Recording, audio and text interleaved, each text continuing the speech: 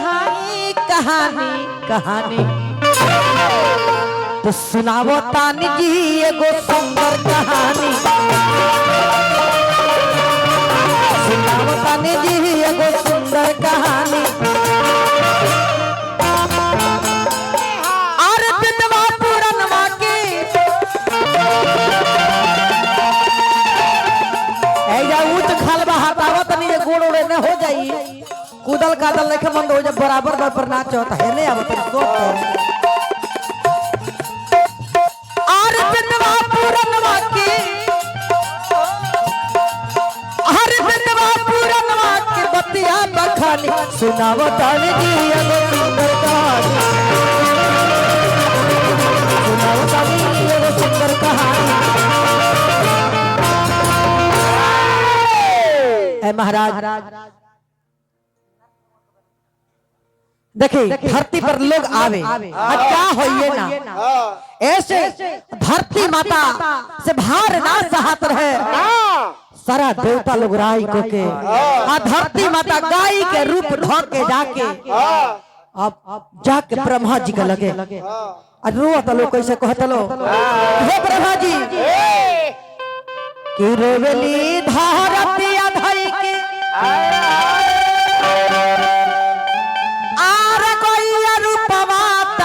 हो कि वही छनवाना अच्छा बताई मालिक लोग ए इतना आवाज में जो है बोल दी है तही हमका ढोड़ी सरक जाए आगे से लाला का पीछे से पियारे का फेंक दिए हैं जहिया इतना आवाज में बोल दी हन पहले तुमका खान पान पर ध्यान नहीं के ब्यास होके पहले वो का करेले कि एक बोतल दारू पिए ले तब घर से चले हम जहाँ जाइए तहाँ सादा रोटी सब्जी हम दूध के फरमाइश हम दूध पी रहे याद हो तो जात के नाम पर कलंक बा हाय हाय हाय देखाओ कि बड़े कितना आवाज में बोलते रहो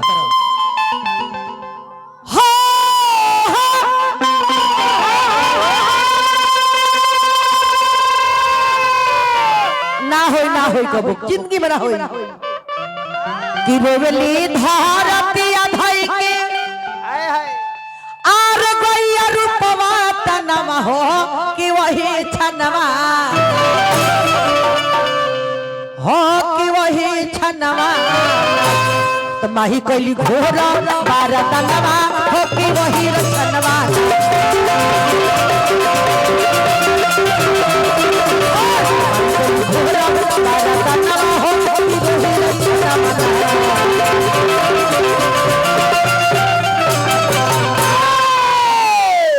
अरे तरुपवा भयावन माई धैले रहलु कहिया कहिया ओही बरा जान बरा लोग बढ़िया गई रहे धरती भार सहता रहली जाके अब ब्रह्मा त रोवा तारी कि रूपवा भयावन माई धैले रहलु कहिया रूपवा भयावन माई धैले रहलु जहिया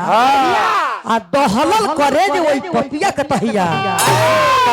दही के मुड़िया पे धल भरी गारा दनवा हो कि वही छनवाना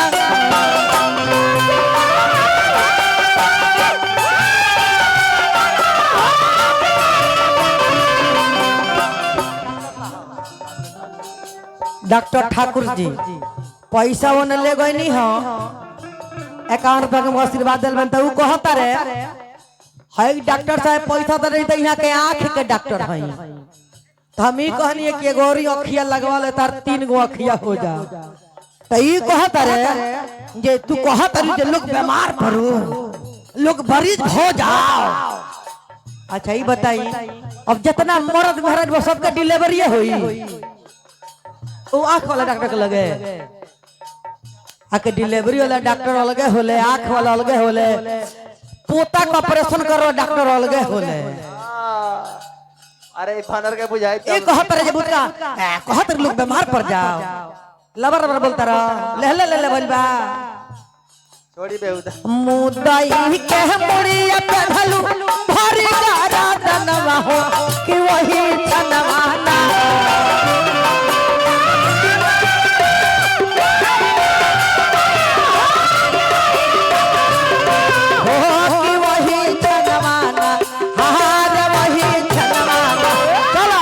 माही कली घोरा बारा दानवा होती वही माना माही कली घोरा बारा दानवा होती वही छाना माना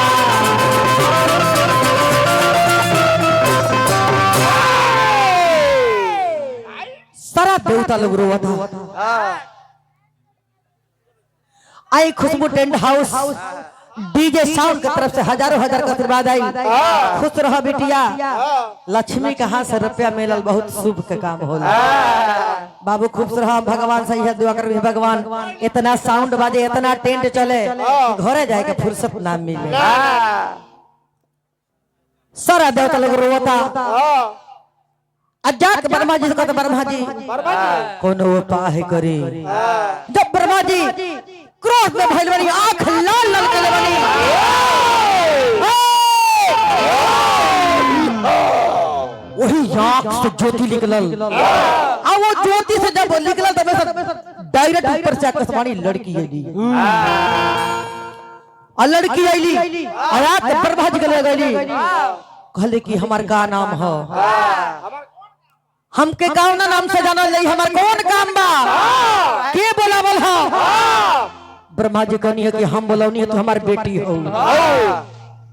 अत बताई हमार नाम का हो अत तहर नाम मृत्यु हो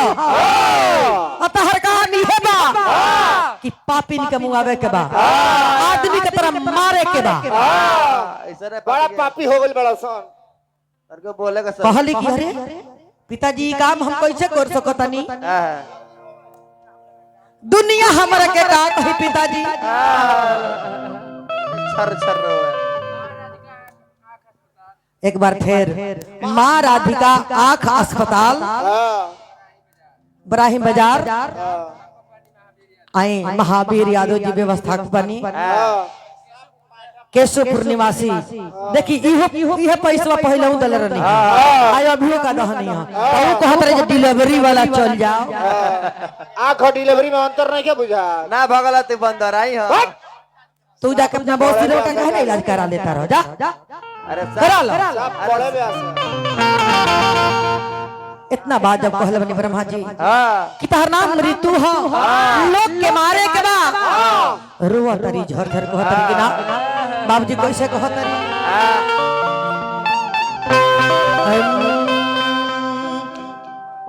अरे हमरा से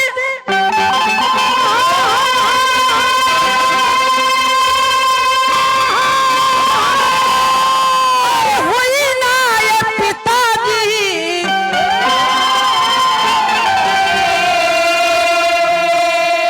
आई सना हो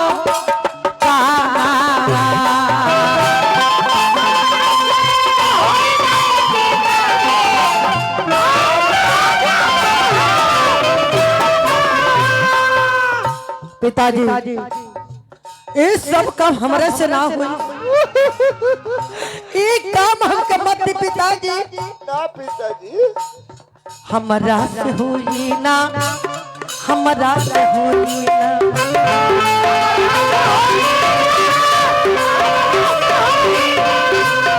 हमरा से हुई ना ये पिताजी ओई सन कहलाती कहाँ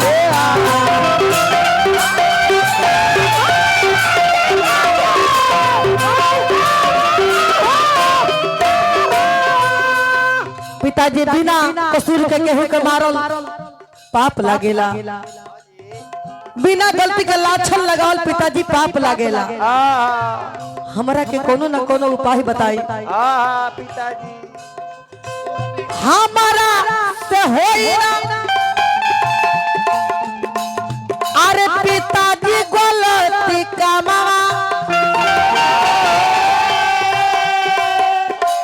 बिना रे कसूर से कैसे मारब जानवा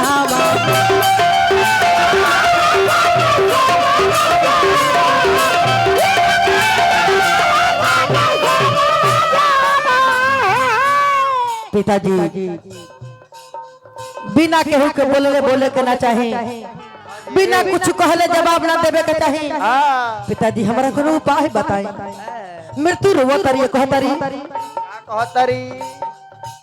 हमारा से होई ना पिताजी गलती कमावा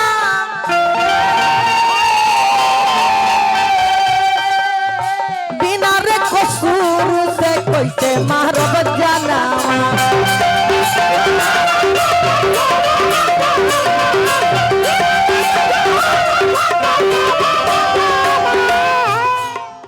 लाछन लगाई पूरा जमाना लाछन लगाई पूरा जमाना आरे लाछन लगाई पूरा जमाना होई नाही गलती काम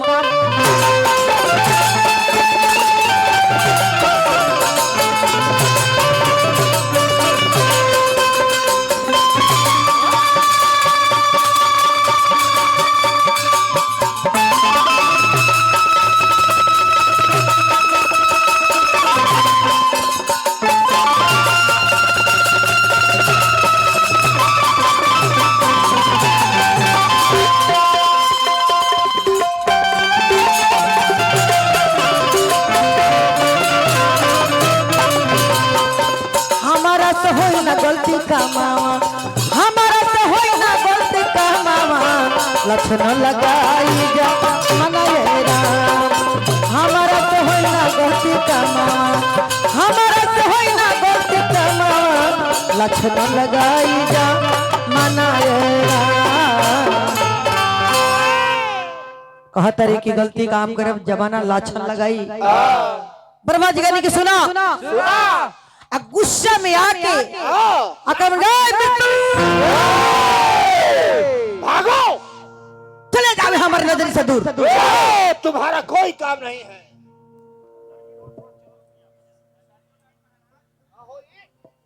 बस तन मनी बा पब्लिक ले बचाने वाला दारी खाती ओही जा सरोवर मृत्यु अचल कहीं कहा हिमालय पर्वत पे जाकर जो समाधि लगा लली आज आके अपन तपस्या करे लगली वही जब का कलर ने के जो रुआ रहली उल्लूर हाथे में रोकी के और रखले रहनी आज जब तपस्या क के जब चलली होने से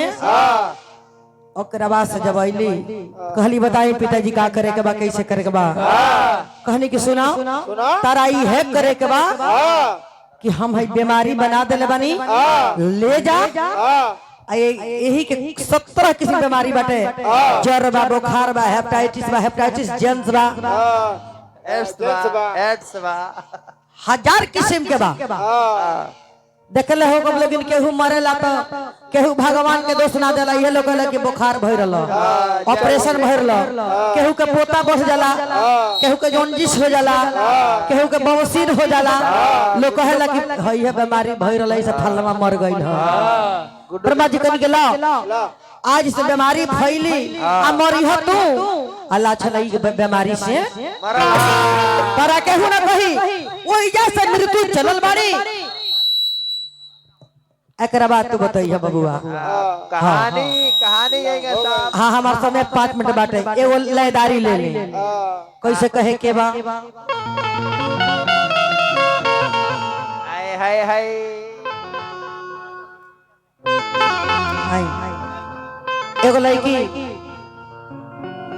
एगो लड़की एगो लड़का से प्यार कैले बिया अरे लड़का ले ना तो होइसा ने भैंसा ले